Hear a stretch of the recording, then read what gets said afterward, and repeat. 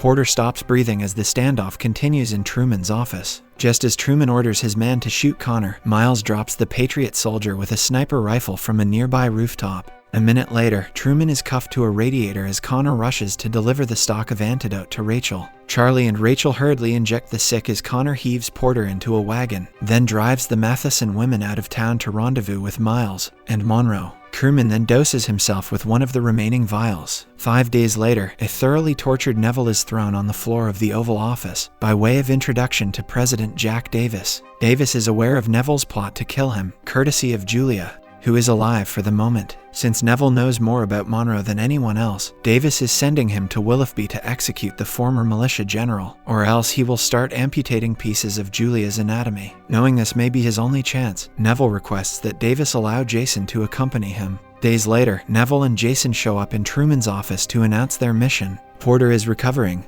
while Connor has formed a crush on Charlie. After the typhus scare, Monroe has decided the only chance of defeating the Patriots entails buying mercenaries from an old friend of his in New Vegas, Warlord Duncan Page. After walking New Vegas midway past a Bret Michaels performance, Monroe stops at the Diamondback Casino, where he used to work the fight ring. It turns out Duncan is a woman who clearly has a bad history with Monroe. She drives a hard bargain for her mercenaries, 30 diamonds a head, which Monroe does not have. Aaron and Priscilla have walked to Lubbock, Texas. They find themselves at a former hotel, where their old friend from MIT, Peter Garner, now heads up a revival-type church. Peter invites the couple to attend a service in which he harnesses the nanites to heal a blind woman in the name of God. After the service, Aaron and Priscilla explain that all of Peter's healing is not God's will, but the work of the nanites. They want him to tell his congregation the truth, but Peter's truth lies somewhere else, so he locks Aaron and Priscilla in a hotel room. In his mind, the nanites are pretty much like God, and they should embrace that notion. They are all staying in Lubbock until they figure out why the nanites want them there. Niles takes Rachel to an overgrown drive-in for an impromptu date, a night without war or worries. They pretend they're watching a movie and make love for the first time in 20 years. Back in New Vegas, Charlie seduces Connor, blowing his mind.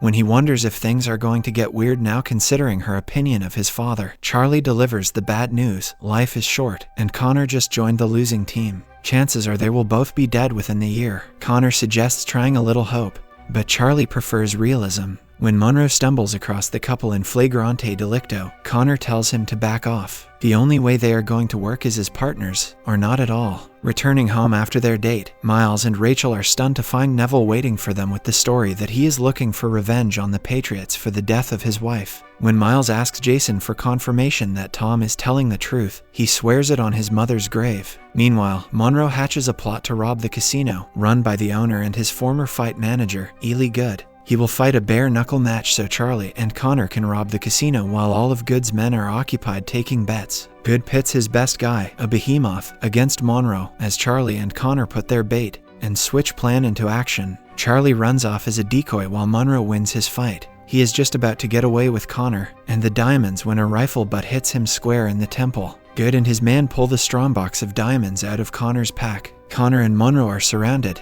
and Charlie is long gone. Good chains Monroe and Connor into a pen with the goal of having them fight to the death. Charlie seeks out Duncan to ask for help rescuing them. As Duncan takes Charlie prisoner, Monroe begins outlining his physical weaknesses, training Connor to kill him. Connor refuses to play ball, so Monroe accepts he was the reason for Connor's mom's death. In a fury, Connor beats Monroe with a metal pipe, finally earning his father's praise. Later, Monroe apologizes. He loved Connor's mother, but the truth is he hurt a lot of people while clawing his way to the top. When he finally got there, he was alone, which is why he needs Connor to survive and regain the Republic. Then all his deeds will translate into something bigger than himself. For Monroe, it's worth the price of death. Begging Connor to kill him, Monroe asks only one more thing.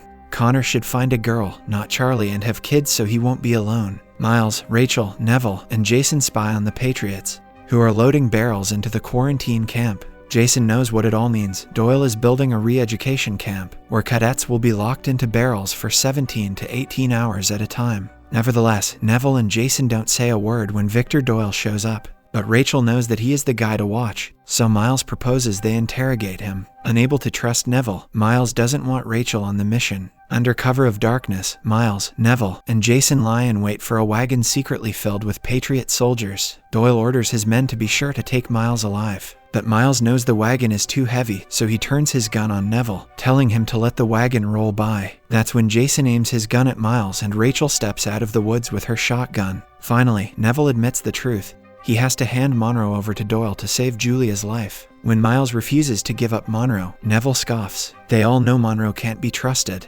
Over in Lubbock, Aaron, Priscilla, and Peter start having visions. In the form of Cynthia, the nanites plead to save them. After some thought, Aaron acknowledges that there must be a mistake in the code. Peter insists that all the events of the last few months have brought them together to fix the code. They are truly blessed. The nano is better than God, and it is ushering in a new age. Claiming the nano is too powerful, Priscilla refuses to help repair the code. If they don't fix it, the nano will die. Aaron agrees that Peter is nuts, but insists that the nanites are too powerful to cross. He doesn't want any more bad things to happen. Just as he tells Priscilla he can't bear to lose her, a violent lightning storm crackles outside. When it comes to the nanites, they may not have a choice. Duncan apologizes to Good. She had no idea Monroe would try to steal his diamonds. To square things up, she turns Charlie over to Good and his men. As she's chained to a bed in a whorehouse, Charlie overhears Good planning to have Duncan killed that night at the fight. Charlie's first customer is all she needs to escape. When night falls, Good starts taking bets as all of New Vegas assembles for the main event, which takes place in a fenced-in arena. Charlie enters the arena just in time to save Duncan from Good's assassin. Just as it looks like the death match is going to reach Monroe's preferred conclusion,